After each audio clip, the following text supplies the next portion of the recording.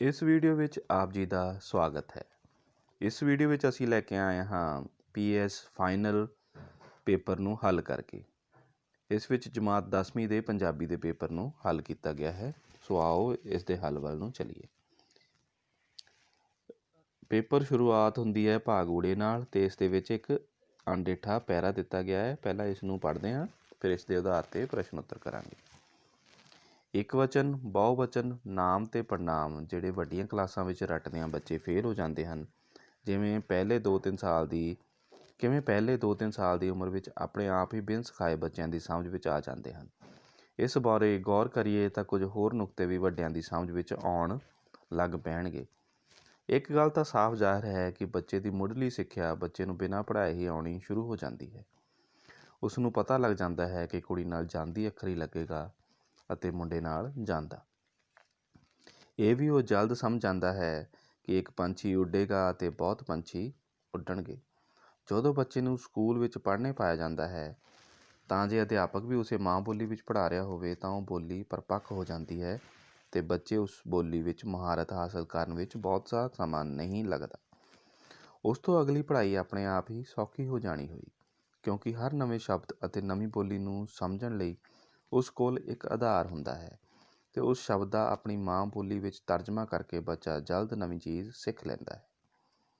ਇਸ ਤਰ੍ਹਾਂ ਉਸ ਦੇ ਦਿਮਾਗ ਦੀ ਸਾਫ਼ ਸਲੇਟ ਉੱਤੇ ਉਕਰੇ ਮਾਂ ਬੋਲੀ ਦੇ ਅੱਖਰ ਉਸ ਨੂੰ ਔਖੀ ਤੋਂ ਔਖੀ ਚੀਜ਼ ਵੀ ਸੌਖੇ ਤਰੀਕੇ ਸਮਝਣ ਵਿੱਚ ਮਦਦ ਕਰਦੇ ਹਨ।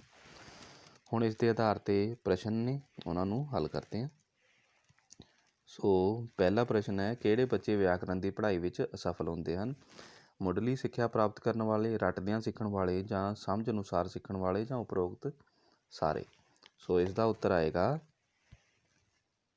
ਰੱਟਦਿਆਂ ਸਿੱਖਣ ਵਾਲੇ ਜਿਹੜੇ ਬੱਚੇ ਨੇ, ਭਾਵ ਕਿ ਇਹ ਬੱਚੇ ਵਿਆਕਰਨ ਦੀ ਪੜ੍ਹਾਈ ਵਿੱਚ ਅਸਫਲ ਹੁੰਦੇ ਨੇ। ਸੋ ਅਗਲਾ ਪ੍ਰਸ਼ਨ ਹੈ, ਬੱਚੇ ਲਿੰਗ ਅਤੇ ਵਚਨ ਦੇ ਭੇਦ ਵਾਲੇ ਸ਼ਬਦਾਂ ਬਾਰੇ ਕਦੋਂ ਸਿੱਖ ਲੈਂਦੇ ਨੇ? ਵੱਡੀਆਂ ਕਲਾਸਾਂ ਵਿੱਚ, ਛੋਟੀਆਂ ਕਲਾਸਾਂ ਵਿੱਚ, ਮੁੱਢਲੀ ਸਿੱਖਿਆ ਵਿੱਚ, ਜਾਂ ਔਖੀਆਂ ਚੀਜ਼ਾਂ ਵਿੱਚ? ਸੋ ਇਸ ਦਾ ਉੱਤਰ ਹੈ ਮੁੱਢਲੀ ਸਿੱਖਿਆ ਵਿੱਚ। ਸੋ ਮੁੱਢਲੀ ਸਿੱਖਿਆ ਵਿੱਚ ਇਸ ਦਾ ਉੱਤਰ ਹੈ। ਹੁਣ ਅਗਲੇ ਪ੍ਰਸ਼ਨ 'ਤੇ ਚੱਲਦੇ ਹਾਂ। ਨਵੀਂ ਬੋਲੀ ਨੂੰ ਸਮਝਣ ਦਾ ਆਧਾਰ ਕੀ ਹੁੰਦਾ ਹੈ? ਨਵੀਂ ਬੋਲੀ ਨੂੰ ਸਮਝਣ ਦਾ ਆਧਾਰ ਕੀ ਹੁੰਦਾ ਹੈ?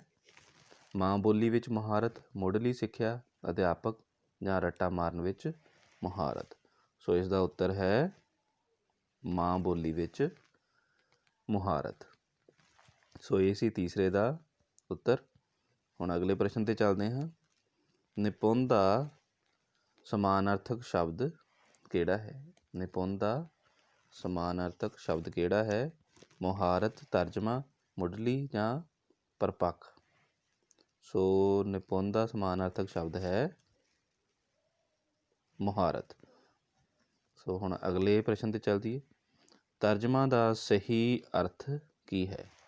ਇੱਕ ਭਾਸ਼ਾ ਵਿੱਚ ਲਿਖੇ ਦਾ ਦੂਜੇ ਭਾਸ਼ਾ ਵਿੱਚ ਅਨੁਵਾਦ, ਇੱਕ ਬੋਲੀ ਉੱਪਰ ਦੂਜੀ ਬੋਲੀ ਦਾ ਪ੍ਰਭਾਵ, ਇੱਕ ਔਖੀ ਗੱਲ ਨੂੰ ਸੌਖੀ ਕਰਕੇ ਸਮਝਣ ਦਾ ਤਰੀਕਾ, ਜਾਂ ਇਹਨਾਂ ਵਿੱਚੋਂ ਕੋਈ ਨਹੀਂ? ਸੋ ਇਸ ਦਾ ਉੱਤਰ ਹੈ ਊੜਾ ਭਾਗ, ਇੱਕ ਭਾਸ਼ਾ ਵਿੱਚ ਲਿਖੇ ਦਾ ਦੂਜੀ ਭਾਸ਼ਾ ਵਿੱਚ ਅਨੁਵਾਦ। ਸੋ ਇਹ ਇਹਦਾ ਉੱਤਰ ਹੈ। ਹੁਣ ਅਗਲੇ ਪ੍ਰਸ਼ਨ 'ਤੇ ਚੱਲਦੇ ਹਾਂ। ਅਗਲੇ ਪ੍ਰਸ਼ਨ ਵਿੱਚ ਫਿਰ ਅਣਡਿੱਠਾ ਪੈਰਾ ਦਿੱਤਾ ਗਿਆ ਹੈ ਅਤੇ ਇਸ ਦੇ ਆਧਾਰ 'ਤੇ ਹੀ 6 ਤੋਂ 10 ਦੇ ਸਹੀ ਉੱਤਰ ਦੀ ਚੋਣ ਕਰਨੀ ਹੋਏਗੀ। ਸੋ ਆਓ ਇਸ ਪੈਰੇ ਨੂੰ ਪੜ੍ਹਦੇ ਹਾਂ। ਸੱਭਿਆਚਾਰ ਲਈ ਭਾਸ਼ਾ ਵਾਹਨ ਹੁੰਦੀ ਹੈ ਅਤੇ ਕਲਾਵਾਂ ਇਸ ਦਾ ਚਿਹਰਾ।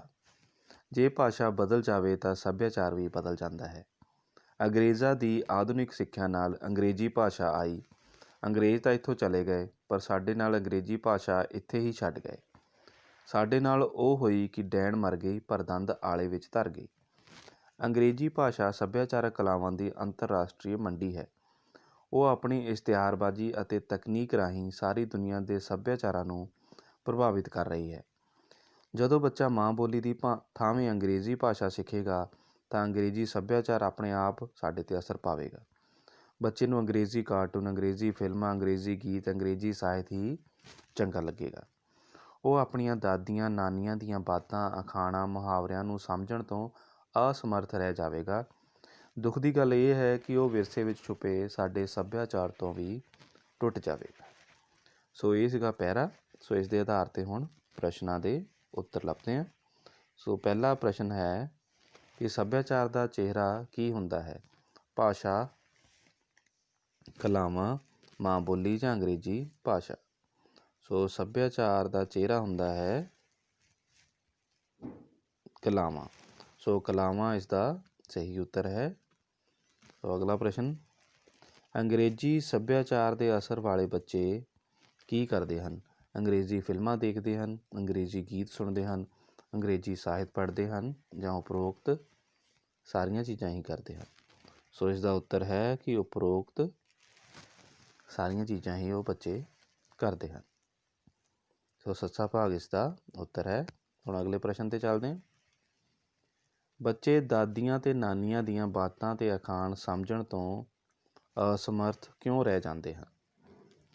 ਅੰਗਰੇਜ਼ੀ ਸੱਭਿਆਚਾਰ ਦੇ ਪ੍ਰਭਾਵ ਕਾਰਨ, ਪੰਜਾਬੀ ਸੱਭਿਆਚਾਰ ਤੋਂ ਦੂਰ ਹੋਣ ਕਾਰਨ, ਉਪਰੋਕਤ ਦੋਵੇਂ ਜਾਂ ਇਹਨਾਂ ਵਿੱਚੋਂ ਕੋਈ ਨਹੀਂ। ਸੋ ਇਸ ਦਾ ਸਹੀ ਉੱਤਰ ਹੈ ਉਪਰੋਕਤ ਦੋਵੇਂ। ਉਪਰੋਕਤ ਦੋਵੇਂ ਇਸ ਦਾ ਸਹੀ ਉੱਤਰ ਹੈ। ਈੜੀ ਭਾਗ ਇਸ ਦਾ ਸਹੀ ਉੱਤਰ ਹੈ। ਸੋ ਅਗਲੇ ਪ੍ਰਸ਼ਨ 'ਤੇ ਚੱਲਦੇ ਹਾਂ। ਸੱਭਿਆਚਾਰਕ ਕਲਾਵਾਂ ਦੀ ਅੰਤਰਰਾਸ਼ਟਰੀ ਮੰਡੀ ਕੀ ਹੈ? ਸੱਭਿਆਚਾਰਕ ਕਲਾਵਾਂ ਦੀ ਅੰਤਰਰਾਸ਼ਟਰੀ ਮੰਡੀ ਕੀ ਹੈ? ਫਿਲਮਾਂ, ਗੀਤ, ਸਾਹਿਤ ਜਾਂ ਅੰਗਰੇਜ਼ੀ ਭਾਸ਼ਾ। ਸੋ ਇਸ ਦਾ ਉੱਤਰ ਹੈ ਅੰਗਰੇਜ਼ੀ ਭਾਸ਼ਾ। ਸੋ ਅਗਲੇ ਪ੍ਰਸ਼ਨ 'ਤੇ ਚੱਲਦੇ ਹਾਂ। ਡੈਣ ਮਰ ਗਈ ਪਰ ਦੰਦ ਆਲੇ ਵਿੱਚ ਧਰ ਗਈ, ਇਹ ਕੀ ਹੈ? ਇਹ ਬਾਤ ਹੈ, ਮੁਹਾਵਰਾ ਹੈ, ਅਖਾਣ ਹੈ ਜਾਂ ਉਪਰੋਕਤ ਸਾਰੇ ਹੀ ਹੈ। ਸੋ ਇਹ ਹੈ ਅਖਾਣ। ਅਗਲਾ ਭਾਗ ਐੜਾ। ਪ੍ਰਸ਼ਨ 11 ਤੋਂ 20 ਨੂੰ ਧਿਆਨ ਨਾਲ ਪੜ੍ਹ ਕੇ ਸਹੀ ਉੱਤਰਾਂ ਦੀ ਚੋਣ ਕਰਨੀ ਹੈ।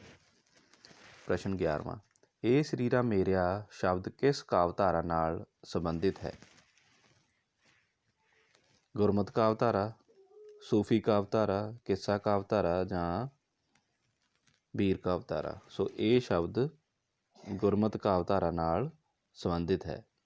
ਸੋ ਅਗਲਾ ਪ੍ਰਸ਼ਨ, ਪ੍ਰਾਰਥਨਾ ਨਿਬੰਧ ਦਾ ਲੇਖਕ ਕੌਣ ਹੈ? ਪ੍ਰਾਰਥਨਾ ਨਿਬੰਧ ਦਾ ਲੇਖਕ ਕੌਣ ਹੈ? ਪ੍ਰਿੰਸੀਪਲ ਤੇਜਾ ਸਿੰਘ, ਗੁਰਬਖਸ਼ ਸਿੰਘ, ਡਾਕਟਰ ਬਲਵੀਰ ਸਿੰਘ ਜਾਂ ਸਰਦਾਰ ਕਪੂਰ ਸਿੰਘ। ਸੋ ਇਸ ਦਾ ਉੱਤਰ ਹੈ ਡਾਕਟਰ ਬਲਬੀਰ ਸਿੰਘ ਪ੍ਰਾਰਥਨਾ ਨਿਬੰਧ ਦਾ ਲੇਖਕ ਹੈ। ਸੋ ਅਗਲਾ ਪ੍ਰਸ਼ਨ, ਕਾਕਾ ਕਿਸ ਕਹਾਣੀ ਦਾ ਪਾਤਰ ਹੈ? ਮੜੀਆਂ ਤੋਂ ਦੂਰ, ਕੁਲਫੀ, ਅੰਗ ਸੰਗ ਜਾਂ ਬੰਬ ਬਹਾਦਰ।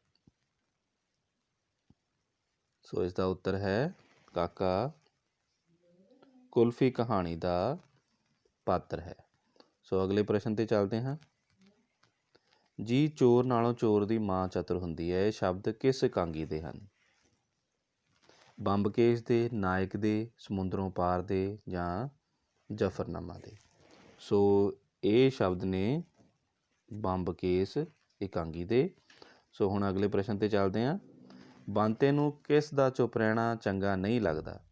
ਲਾਜੋ ਦਾ, ਦਿਆਲੇ ਦਾ, ਫੁੰਮਣ ਦਾ ਜਾਂ ਤਾਰੋ ਦਾ। ਸੋ ਇਸ ਦਾ ਉੱਤਰ ਹੈ ਤਾਰੋ ਦਾ। ਸੋ ਸੱਚਾ ਭਾਗ ਇਸ ਦਾ ਉੱਤਰ ਹੈ। ਹੁਣ ਅਗਲੇ ਪ੍ਰਸ਼ਨ 'ਤੇ ਚੱਲਦੇ ਹਾਂ। ਸ਼ੇਖ ਫਰੀਦ ਜੀ ਕਿਹੜੇ ਪੰਛੀਆਂ ਤੋਂ ਕੁਰਬਾਨ ਜਾਂਦੇ ਹਨ?